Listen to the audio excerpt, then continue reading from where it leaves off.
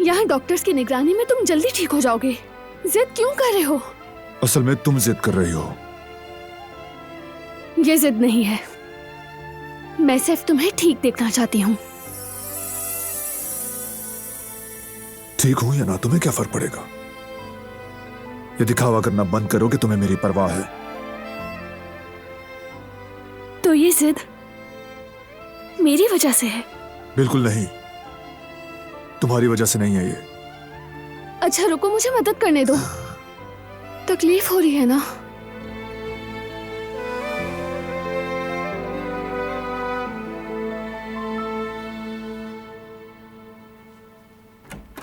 चलो अब। बारान साहब, मैं तो आपकी अयादत के लिए आ रही थी, लेकिन लगता है आप तो बिल्कुल ठीक हो चुके हैं। थैंक्स सबिया साहिबा, ख्याल के लिए। अब बेहतर हूं, घर पे आराम करूंगा। तो आप डॉक्टर की इंस्ट्रक्शंस के बगैर ऐसा करना चाहते हैं बारान साहब?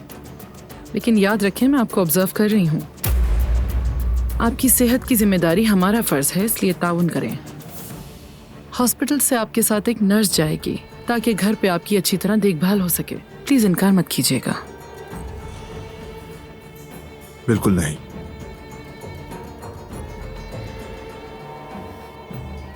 देखभाल के लिए मेरी बीवी काफी होगी।